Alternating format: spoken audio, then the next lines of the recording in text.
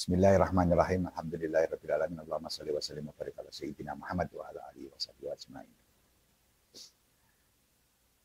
Kemarin kita bahas bahwa posisi pertama kita sebagai manusia itu harus menunduk. Untuk menemukan kejernihan hati itu menunduk.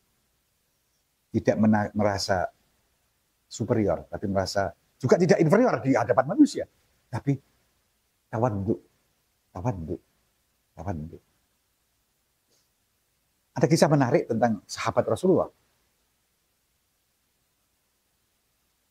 Suatu hari Rasulullah mengatakan ini nanti akan datang ahli surga di masjid Rasulullah. Sahabat menanti, kemudian datang seseorang masuk. Esok harinya Rasulullah berbicara yang sama. Sebentar lagi akan datang ahli surga. Orang itu lagi yang masuk. Sampai 3 kali. Setelah 3 kali, ada seorang sahabat yang kemudian berlari mengejar orang itu dan mengatakan, saya mohon maaf, saya sedang tidak baik-baik saja dengan orang tua saya. Sehingga saya tidak bisa menginap di rumah orang tua saya. Bolehkah saya menginap di rumah Anda barang 3 hari saja? Oh enggak apa-apa, silakan kata sahabat yang kata orang tua tadi. Tidak dijelaskan orang tua atau enggak, tapi kata orang yang disebut Rasulullah ahli surga. Begitu dia masuk, dia ke sana hanya mengamati. Ini juga pelajaran bagi kita. Zaman Rasulullah, orang tidak hanya percaya pada informasi, tapi mencari kenapa. Jadi ketika ada informasi dari Rasulullah, ini ahli surga, mereka cari kenapa ini ahli surga. Apa yang dia lakukan. Untuk mendapatkan amalan, mereka tiru. Jadi masyarakat waktu itu, zaman sahabat-sahabat Rasulullah, benar-benar sahabat, bukan pengikut dalam arti sekarang follower. Sahabat, bahkan tidak disebut sebagai murid, sahabat. Sahabat itu pergaulan bersama, berdialog bersama untuk mencari kebenaran. Nah, hari pertama, hari kedua, dia tidak lihat orang ini ibadahnya normal. Cuma sholat wajib, nggak ada tahajud pun tidak. Sampai hari ketiga nggak ada amalan istimewa si orang yang disebut ahli surga. Penasaran.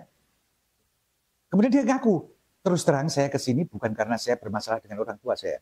Tapi karena ada Rasulullah mengatakan 3 kali, Anda ini ahli surga. Saya ingin tahu amalan apa yang Anda lakukan sehingga oleh Rasulullah disebut ahli surga. Dan saya lihat Anda cuma sholat wajib saja. Nggak ada sholat sunnah, nggak ada wiridan lama-lama, nggak ada. Apa amalan Anda? Dia jawab, saya nggak punya amalan lain. Kemudian sahabat tadi pergi, kemudian balik lagi. Nanti dulu sini. Saya nggak merasa tinggi, nggak merasa rendah. Ya saya lakukan apa adanya. Saya nggak punya iri hati. Orang punya harta banyak, saya nggak punya iri. Orang beribadah banyak-banyak, saya juga nggak ingin nafsu saya mengharap itu. Enggak, semua itu.